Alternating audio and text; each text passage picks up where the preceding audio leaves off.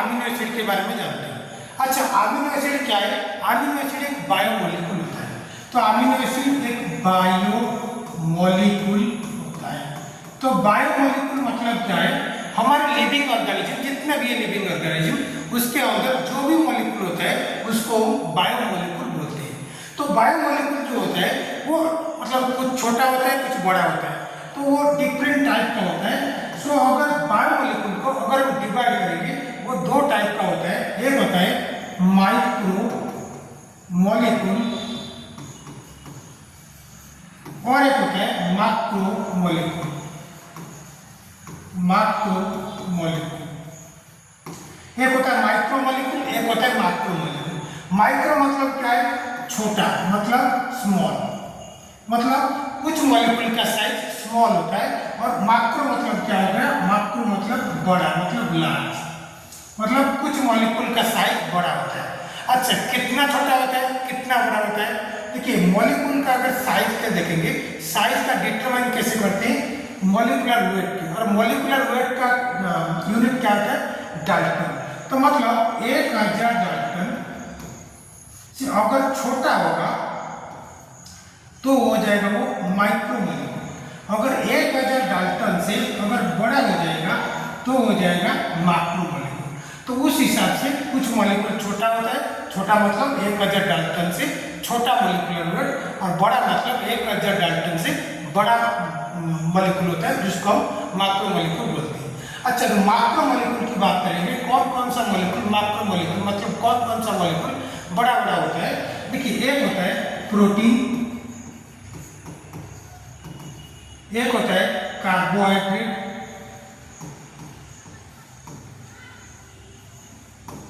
एक होता है लिपिड, एक होता है न्यूक्लिक एसिड। न्यूक्लिक एसिड के अंदर क्या होता है? डीएनए और आरएनए होता है। ओके, ये सब हो गया मैक्रो मॉलिक्यूल। अच्छा, तो मैक्रो मॉलिक्यूल तो एक हो गया। माइक्रो मॉलिक्यूल का काम क्या होता है? देखिए, माइक्रो मॉलिक्यूल को जुड़ जुड़कर वो मैक्रो मॉलिक्यूल बोलते हैं। कैसे? देखिए, मान लीजिए कि ये एक मॉलिक्यूल है, अगर एक मॉलिक्यूल के साथ और एक मॉलिक्यूल जुड़ गया, उसके साथ और एक मॉलिक्यूल जुड़ गया, इसके साथ और एक मॉलिक्यूल जुड़ गया, अभी इसको बोलेंगे मैक्रो मॉलिक्यूल। लेकिन अगर एक को बोलेंगे, इसको बोलेंगे एक माइक्रो मॉलिक्यूल, ये और एक माइक्रो मॉलिक्यूल। तो माइक्रो मॉलिक्यूल क्या होता है? इसको बोलते हैं building block of macro molecule. मतलब माइक्रो मॉलिक्यूल मिलकर ही मैक्रो मॉलिक्यूल बनाते हैं। कैसे? देखिए, अगर न्यूक्लिक एसिड की बात करेंगे तो न्यूक्लिक एसिड एक मैक्रो मॉलिक्यूल है, लेकिन अगर उसका माइक्रो मॉलिक्यूल बोलेंगे तो क्या हो जाएगा? न्यूक्लियोटाइड। न्यूक्लियोटाइड उसका माइक्रो मॉलिक्यूल हो गया। मतलब क्या हो गया?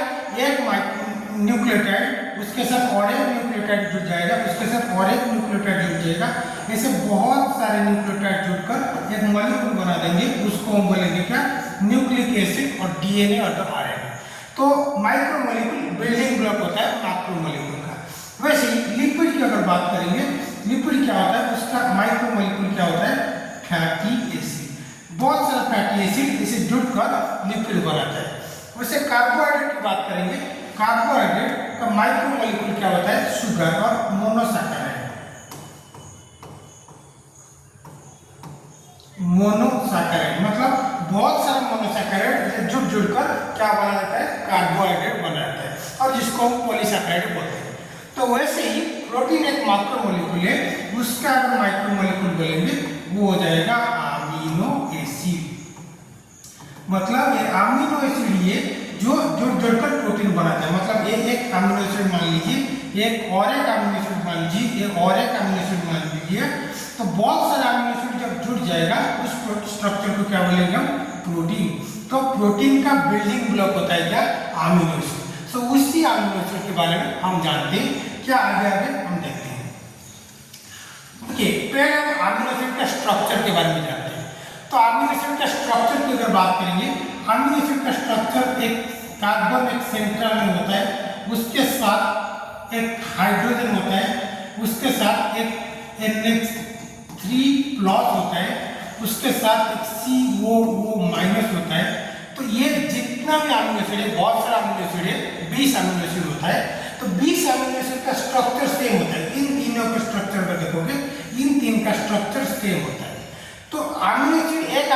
और एक अमीनो एसिड कैसे डिफर होता है, और इसी ग्रुप को बोलते हैं आर ग्रुप। आर ग्रुप मतलब यहाँ पर किसी भी ग्रुप लग जाएगा तो उस हिसाब से अमीनो एसिड बदल जाएगा। कैसे, देखिए अगर एक अमीनो एसिड है ग्लाइसिन, अगर ग्लाइसिन की बात करेंगे,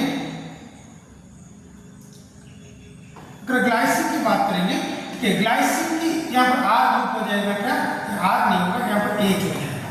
यहाँ पर एच जो होगा तो यहाँ पर एच जो होगा वो आर ग्रुप हो जाएगा। अभी वो हो गया ग्लाइसिन। अच्छा, ग्लाइसिन मान लीजिए और एक अमीनो एसिड है अलानिन, वो भी एक अमीनो एसिड है। तो अगर अलानिन है यहाँ पर आर ग्रुप क्या हो जाएगा, यहाँ पर आर ग्रुप हो जाएगा CH3। तब जो CH3 ग्रुप आर ग्रुप हो जाएगा, अभी वो अमीनो एसिड हो जाएगा अलानिन। तो मतलब अमीनो एसिड कैसे डिफर होता है, ओनली दिस आर ग्रुप के लिए। तो आर ग्रुप मतलब वो इम्पोर्टेंट होता है, और आर ग्रुप ही वो डिफर करता है एक प्रोटीन से और दूसरे प्रोटीन को। डिफर सिर्फ आर प्रोटीन मतलब आर ग्रुप में होता है। तो अभी फिर से हम आ जाते हैं,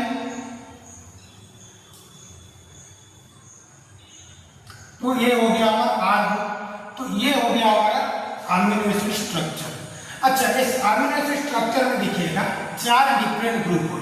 ये देखिए हाइड्रोजन एक डिफरेंट ग्रुप है, आर ग्रुप एक डिफरेंट ग्रुप है, CO- एक डिफरेंट ग्रुप है, एंड NH3+ एक डिफरेंट ग्रुप है। मतलब 4 डिफरेंट ग्रुप एक सिंगल कार्बन को जुड़ा हुआ रहता है, और इसीलिए इस कार्बन को क्या बोलते हैं हम, कायरल कार्बन। तो कायरल कार्बन का अगर डेफिनेशन पूछेंगे तो मतलब कार्बन कंपाउंड जो 4 डिफरेंट ग्रुप, कोई सेम ग्रुप नहीं है, 4 ग्रुप है और सभी डिफरेंट ग्रुप है, इसको हम बोलेंगे कायरल कार्बन ग्रुप। तो अभी इस स्ट्रक्चर को बोलेंगे कायरल कार्बन, और इसको डिनोट कैसे करते हैं, C अल्फा। तो जहां पर भी C अल्फा लिखा हुआ है आपको समझ जाना चाहिए ये नॉर्मल कार्बन नहीं है, ये कायरल कार्बन है, मतलब इसके साथ 4 डिफरेंट ग्रुप जुड़ा हुआ रहता है। तो अभी तो ये स्ट्रक्चर हो गया।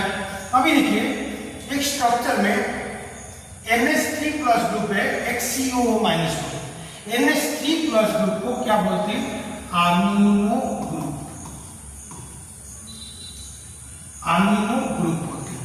अच्छा, जो CO- है उसको क्या बोलेंगे हम, इसको बोलेंगे कार्बोक्सिलिक एसिड ग्रुप। तब मान सकते हैं कि एसिड ग्रुप एक हो गया अमीनो ग्रुप, एक हो गया एसिड ग्रुप। अच्छा, इसमें अमीनो एक ग्रुप है, उसके साथ एसिड एक ग्रुप है, तो इसीलिए उसका नाम होता है अमीनो एसिड। मतलब इसमें अमीनो है, उसके साथ साथ एसिड भी है, तो इसीलिए उसका नाम क्या हो गया, अमीनो एसिड। अब ये समझ लिए अमीनो एसिड का नाम क्यों हो गया, क्योंकि इसमें अमीनो ग्रुप है और अमीनो ग्रुप है, उसके साथ एसिड ग्रुप भी। अभी देखिएगा इसमें एक ही स्ट्रक्चर है, और एक ही स्ट्रक्चर में देखिएगा एक पॉजिटिव चार्ज है, एक नेगेटिव चार्ज। एक ही स्ट्रक्चर में 2 चार्ज है, डबल चार्ज होता है, मतलब both positive charge and negative charge होता है। तो इसीलिए अमीनो एसिड को बोलते हैं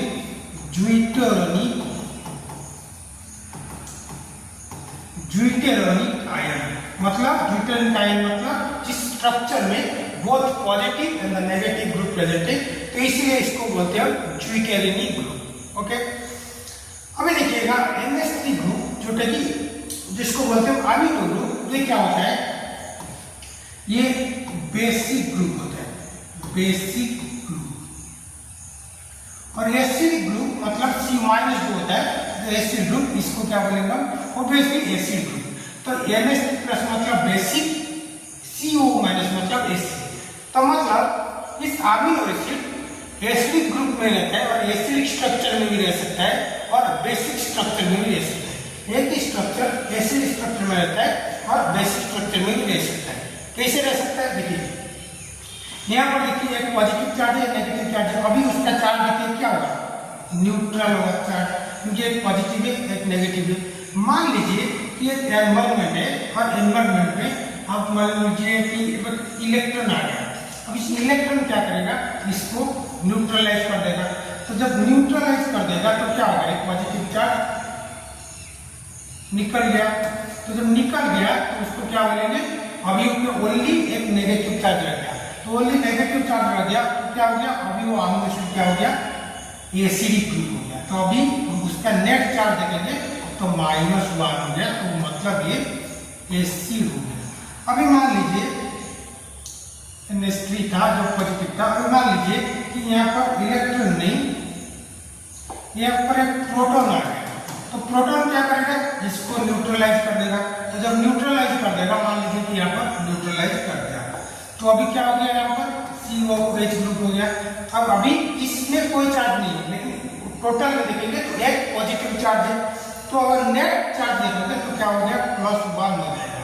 जब नेट चार्ज +1 हो जाएगा तो अभी टोटल अमीनो एसिड क्या हो जाएगा, बेसिक ग्रुप हो जाएगा। तो मतलब amino acid can be acidic, can be basic. Amino acid acid भी हो सकता है और बेसिक भी हो सकता है, एक स्ट्रक्चर। तो इसीलिए अमीनो एसिड को क्या बोलते हैं, एम्फीप्रोटेरिक मॉलिक्यूल। एम्फीप्रोटेरिक मॉलिक्यूल, एम्फी मतलब क्या है, बोथ। तो एम्फीप्रोटेरिक मतलब यहाँ पे एसिड हो सकता है और बेसिक भी हो सकता है। तो इसलिए अमीनो एसिड को एम्फीप्रोटिक बोलते हैं, उसके साथ साथ ड्यूटेरिन काइंड भी बोलते हैं। तो अभी अगर नेक्स्ट देखोगे, देखिए different type of amino acid है। नॉर्मली आपका 20 अमीनो एसिड होता है, तो 20 अमीनो एसिड देखेंगे डिफरेंट स्ट्रक्चर होता है। देखिए कुछ अमीनो एसिड होता है, देखिए ये अमीनो एसिड है, कुछ अमीनो एसिड होता है एसिडिक होता है, कुछ होता है बेसिक होता है, कुछ अमीनो एसिड दिखिएगा एरोमेटिक होता है। तो एसिडिक मतलब क्या हो गया, टोटल चार्ज देखोगे तो टोटल चार्ज क्या होगा, माइनस में होगा, क्योंकि एसिड में कितना अमीनो एसिड एसिडिक है, 2 अमीनो एसिड एसिडिक है। कौन है, अस्पार्टिक एसिड और एक होता है ग्लूटामिक एसिड। देखिए अस्पार्टिक एसिड को भी हम बोलते हैं अस्पार्टेट, कंफ्यूज मत होना, अस्पार्टिक एसिड होता है। और जो ग्लूटामिक एसिड है इसको हम बोलते हैं ग्लूटामेट। सेम होता है, ग्लूटामिक एसिड को ग्लूटामेट बोलते हैं, अस्पार्टिक एसिड को अस्पार्टेट बोलते हैं। तो एसिडिक ग्रुप कितना हो गया, 2 अमीनो एसिड एसिडिक ग्रुप। कितना अमीनो एसिड बेसिक है, 3 अमीनो एसिड बेसिक है। कौन कौन है, एक होता है लाइसिन, एक है आर्जिनिन, एक है हिस्टीडीन। तो ये बेसिक अमीनो एसिड है। इसका मतलब क्या है, अगर नेट चार्ज देखोगे, नेट चार्ज इसका प्लस में आएगा, तो इसीलिए इसको बेसिक अमीनो एसिड बोलते हैं। एसिडिक मतलब नेट चार्ज माइनस में होगा, तो प्लस में होगा। उनमें कितना अमीनो एसिड है, 3 अमीनो एसिड है, जिसका नेट चार्ज देखोगे तो प्लस में आएगा। एक हो गया लाइसिन, एक हो गया आर्जिनिन, एक हो गया हिस्टीडीन। देखिए कुछ अमीनो एसिड होता है जिसमें R ग्रुप है। R ग्रुप मतलब क्या, अभी बोला था अभी, एक हो गया H, एक हो गया NH3+, एक हो गया CO-, एक जो R ग्रुप है। अब इस R ग्रुप में क्या है, R ग्रुप में कभी कभी एरोमेटिक ग्रुप लगता है। एरोमेटिक मतलब normally benzene modified group. For example 3 amino acid होता है जो aromatic group, aromatic amino acid होता है। एक होता है फिनाइल अलानिन, एक होता है टाइरोसिन, एक होता है ट्रिप्टोफैन। 3 अमीनो एसिड ऐसे होता है जिसमें एरोमेटिक ग्रुप होता है। कौन कौन सा, देखिए अगर फिनाइल अलानिन की बात करेंगे, फिनाइल अलानिन में यहाँ पर एक बेंजीन रिंग, R ग्रुप में एक बेंजीन रिंग लगा हुआ रहता है, इसको बोलेंगे फिनाइल अलानिन। जब टाइरोसिन की बात करेंगे, टाइरोसिन में क्या होगा, यहाँ पर एक OH ग्रुप लग जाएगा, यहाँ पर एक OH ग्रुप लग जाएगा, तो मतलब इस ग्रुप को क्या बोलेंगे, फिनॉल। तो फिनॉल ग्रुप टाइरोसिन में लगा हुआ रहता है। ट्रिप्टोफैन में थोड़ा कॉम्प्लेक्स स्ट्रक्चर है, तो यहाँ पर भी एरोमेटिक ग्रुप लगता है। तो इसीलिए 3 अमीनो एसिड है जो कि phenylalanine, tyrosine and tryptophan, इन तीनों को क्या बोलते हैं, एरोमेटिक अमीनो एसिड बोलते हैं। तो ये हो गया हमारा टोटल अमीनो एसिड स्ट्रक्चर। अब बहुत सारे जो अमीनो एसिड है वो एक दूसरे के साथ एसिड लगकर मान लीजिए कि अमीनो एसिड है, उसके साथ और एक अमीनो एसिड लग गया, उसके साथ और एक अमीनो एसिड लग गया, इसे बहुत सारा अमीनो एसिड लगकर एक चेन सिस्टम करते हैं। अभी उस चेन को हम क्या बोलेंगे? प्रोटीन। तो इसीलिए प्रोटीन का बिल्डिंग ब्लॉक होता है अमीनो एसिड स्ट्रक्चर। आज के लिए इतना ही।